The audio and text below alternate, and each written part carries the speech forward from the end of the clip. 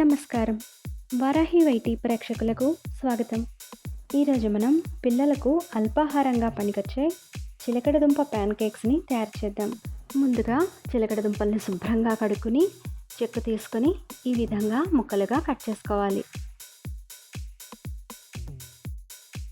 ఇలా నీళ్ళలోకి కట్ చేసుకోవడం వల్ల కలర్ మారకుండా ఉంటాయి.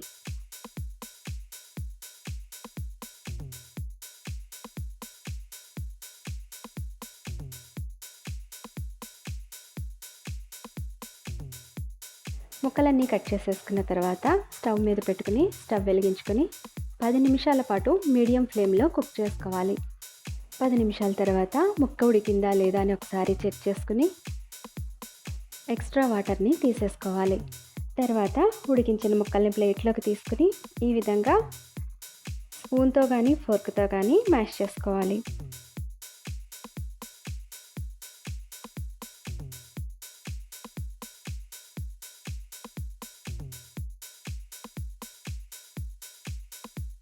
మూత పెట్టి పక్కన పెట్టుకొని ఇప్పుడు కడాయి తీసుకొని అందులోకి కొలతగా ఒక కప్పు కానీ ఇలా ఒక గుంట గరిటె కానీ తీసుకోవాలి. అన్నీ దాంతో మెజర్ చేసుకోవాలి.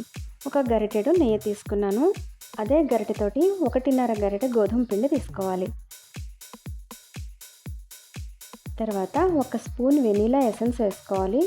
వెనీలా ఎసెన్స్ లేకపోతే ఇలాచీ పొడిని కూడా వేసుకోవచ్చు. తర్వాత ఒక 1/2 స్పూన్ బేకింగ్ పౌడర్ వేసుకోవాలి.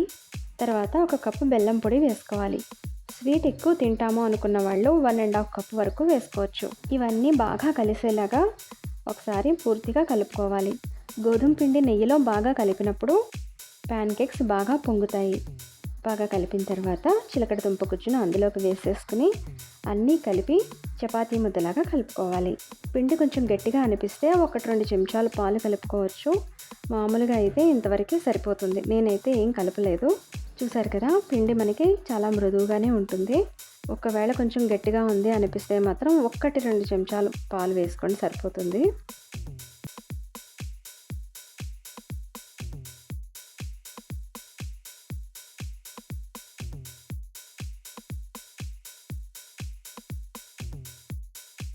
ఈ విధంగా ముద్దలా చేసుకుని తర్వాత చిన్న చిన్న ఉండల కింద కొంచెం కొంచెం పిండిని తీసుకుంటూ ఈ విధంగా ప్యాన్ కేక్స్ లాగా రెడీ చేసుకోవాలి. పిండి అంతా ఇదే విధంగా రెడీ చేసుకుని పెట్టుకుని తర్వాత స్టవ్ వెలిగించుకొని కడాయి పెట్టుకుని కొద్దిగా ఆయిల్ వేసుకోవాలి. డీప్ ఫ్రైకి పెట్టినంత ఆయిల్ అవసరం ఉండదు. ఈ విధంగా కొద్దిగా ఆయిల్ తీసుకుంటే సరిపోతుంది. ఆయిల్ ఎక్కువ వేడెక్కకూడదు. మీడియం ఫ్లేమ్లో ఉంచుకొని కొంచెం వేడెక్కిన తర్వాత మనం గులాబ్ జామ్కి ఎలా అయితే మీడియం హీట్లో వేయించుకుంటామో వీటికి కూడా అలా సరిపోతుంది. ఈ విధంగా ప్యాన్ కేక్స్ అన్నీ ఆయిల్లో వేసుకుని ఫ్రై చేసుకోవాలి. చూసారు కదా, ఆయిల్ ఎక్కువ వేడి ఉండకూడదు. ఈ విధంగా ఉండాలన్నమాట. బాగా ఎక్కువ వేడిగా ఉంటే పైన మాడిపోతుంది, లోపల సమంగా వేగవు. స్టవ్ మీడియం ఫ్లేమ్లోనే ఉంచుకొని స్లోగా ఫ్రై చేసుకుంటే చాలా టేస్టీగా వస్తాయి. ఇదే విధంగా 2 వైపులా తిప్పుకుంటూ ఫ్రై చేసుకుని తీసి ప్లేట్లోకి పెట్టేసుకోవాలి. ప్యాన్ కేక్స్ అన్నీ ఇదే విధంగా మనం ఫ్రై చేసుకొని తీసేసుకోవాలి. ప్యాన్ కేక్స్ని ఈ విధంగా షాలో ఫ్రై చేసుకోవచ్చు. మనం పొంగనాల మూకుడులో కూడా చేసుకోవచ్చు. ఈ విధంగా మూకుడు పెట్టుకొని కొంచెం కొంచెం నెయ్యి వేసుకోవాలి.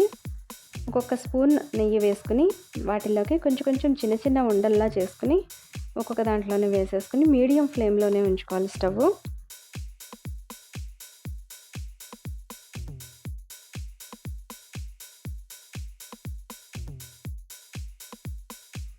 ఈ విధంగా అన్ని వైపులకి తిప్పుకుంటూ ఫ్రై చేసుకుంటే చాలా టేస్టీగా ఉంటుంది.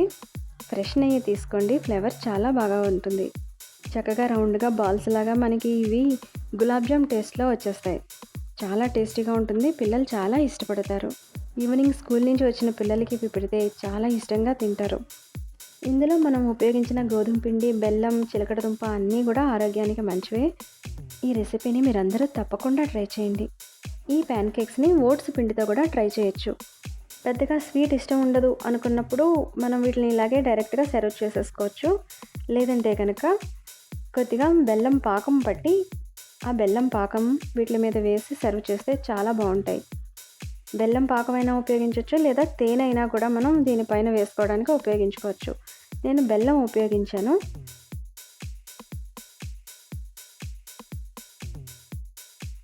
ఈ విధంగా బెల్లం బాగా కరిగి కొంచెం తేలికపాటి పాకం వస్తే సరిపోతుందన్నమాట.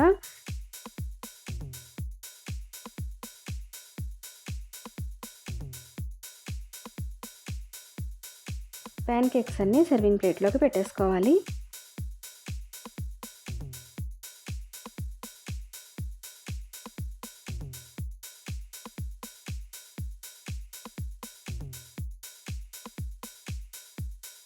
తర్వాత పాకాన్ని ఈ విధంగా అన్నిటి మీదకి వేసుకోవాలి.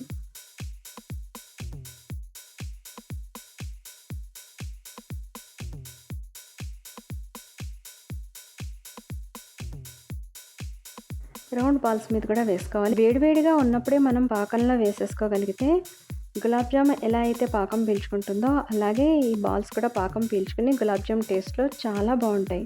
వీటి మీదకి కట్ చేసుకున్న డ్రై ఫ్రూట్స్ వేసుకుంటే చిలకడదుంప ప్యాన్ కేక్స్ సర్వింగ్కి సిద్ధంగా ఉన్నట్లే. ఇంకెందుకు ఆలస్యం, ఈ సింపుల్ రెసిపీని మీరందరూ తప్పకుండా ట్రై చేయండి.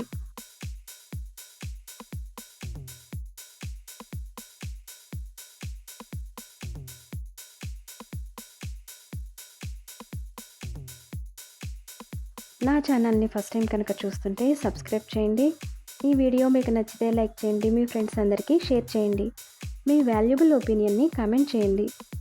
మరొక సింపుల్ రెసిపీతో మళ్ళీ కలుద్దాం. నమస్కారం.